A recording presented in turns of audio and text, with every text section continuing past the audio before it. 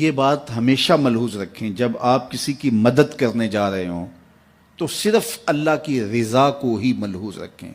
جب آپ کسی سے صلے کی توقع رکھیں کہ کل یہ میرے کام آئے گا، تو آج آپ کو اس کی مدد کرتے ہوئے راحت اور قلبی مسرت اور حقیقی خوشی نصیب نہیں ہوگی۔ اور دوسرا، جب کل آپ کی توقع کے مطابق وہ پورا نہیں اترے گا تو پھر آپ کو اس سے تلخی بھی ہوگی، یعنی آپ کو کسی کی مدد کرتے ہوئے اس کی حقیقی مسرت سے محرومی، دوسرا اس کے توقع پر نہ اترنے سے آپ کو اس کی تلخی بھی سہنا پڑے گی۔ لیکن اگر آپ اس کی مدد اس لیے کر رہے ہیں کہ میرے رب کا بندہ ہے،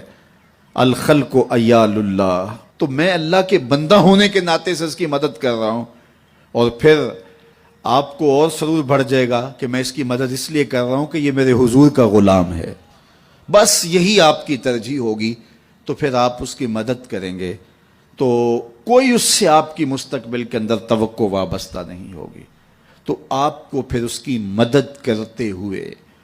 اللہ تعالیٰ جل شانہ تسکین عطا کر دے گا۔ اچھا، نفس بڑا ظالم ہے، یہ شامل ہوتا ہے کہ آپ یہ کام کرنے جا رہے ہیں تو چلو تھوڑی سی تشہیر بھی ہو جائے۔ حضور علیہ السلام نے فرمایا، جس شخص نے کوئی کام دکھلاوے کے لیے کیا، اللہ اکبر، اللہ تعالیٰ جل شانہ اس کے معاملے لوگوں کو دکھا دیتا ہے۔ جو دکھلاوے کے لیے، ظاہریت کے لیے کام کرتا ہے، پھر اس کے عیوب ظاہر ہوتے ہیں اور لوگوں کے سامنے آتے ہیں۔ ہم کتنے لوگوں کو ایسا دیکھا ہے کہ پھر وہ لوگوں کی نظروں کے اندر رسوا ہو جاتے ہیں، ان کے ایسے امور لوگوں کے سامنے آتے ہیں۔ تو اس لیے مجھے بھی اور آپ کو بھی یہ چاہیے کہ اپنے عمل کے اندر کبھی بھی ریا پیدا نہ ہونے دیں۔ جب کسی کی مدد کریں، کسی دکھیے کے کام آئیں، تو اللہ کی رضا ہمیشہ ملحوظ رکھیں، اور وہ کسی ذاتی تشہیر کے لیے اور ذاتی مقصد کے لیے نہیں، بلکہ رضا الہی کے لیے آپ کا وہ عمل ہوگا تو زندگی نور علی نور ہو جائے گی۔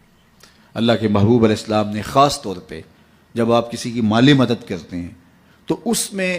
اس انداز سے مدد کرنے کی تلقین ارشاد کی کہ فرمایا، وَرَجُلٌ تَصَدَّقَ بِصَدَقَةٍ فَأَخْفَاهَا حَتَّى لَا تَعْلَمَ شِمَالُهُ مَا تُنْفِقُ يَمِينُهُ، کہ جو شخص صدقہ کرتا ہے اور اتنے مخفی انداز میں صدقہ کرتا ہے کہ جو دائیں ہاتھ نے خرچ کیا بائیں کو اس کی خبر نہیں ہو سکی، تو آقا کریم فرماتے ہیں کل قیامت کے دن جب کوئی سایہ نہیں ہوگا، اللہ اس شخص کو اپنے عرش کا ٹھنڈا سایہ عطا فرمائے گا۔ تو اپنی زندگی کے اندر اس بات کو شامل کیجئے کہ اللہ کی مخلوق کے کام آئیں، اور جب اللہ کی مخلوق کے کام آئیں گے تو یہ آپ کے باطن کی تسکین کا سبب ہوگا اور قرار جاں کا ذریعہ بنے گا، اور حضور کی خوشنودی آپ کو نصیب ہوگی۔ میرے والد گرامی رحمۃ اللہ تعالی علیہ فرمایا کرتے تھے کہ اگر تم یہ چاہتے ہو کہ تم سے رسول کریم پیار کریں تو تم حضور کی امت سے پیار کیا کرو۔ آپ کسی کے بچے کا منہ چومیں، اس کی گال سہلائیں، اس کے سر پہ شفقت سے ہاتھ رکھیں، اس کو 50 روپے 100 روپے خوشی سے دیں، تو آپ اس کو دے رہے ہوتے ہیں، اس کے باپ کے چہرے کو دیکھنا کہ تم تمہارا ہوتا ہے، اور وہ آپ کے اوپر فدا ہو جانے کو چاہ رہا ہوتا ہے کہ یہ میرے بیٹے کی گال سڑا رہا ہے۔ یار کوئی کسی کے بیٹے سے پیار کرے تو اس کی شفقتیں آپ پہ برس رہی ہوتی ہیں، تو جب رسول اللہ کی امت سے کوئی پیار کرے تو رسول کریم کی رحمتیں کتنی برس رہی ہوتی ہیں اس کے اوپر۔ اس لیے حضور کی امت سے پیار کرو۔ اللہ کے محبوب علیہ الصلوۃ والسلام کو اپنی امت سے اتنا شدید پیار تھا، اتنا شدید پیار تھا کہ فرمایا کہ اگر تمہارے پاؤں میں کانٹا بھی چبھ جائے تو اس کی تکلیف بھی مجھے ہوتی ہے۔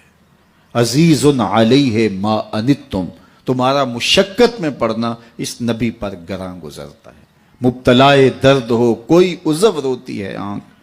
کس قدر ہم درد سارے جسم کی ہوتی ہے آنکھ۔ تو آئیے میں اور آپ اس بات کو اپنے اندر اتار لیں کہ ہم حضور علیہ السلام کی امت کے ساتھ اور اللہ کی مخلوق کے ساتھ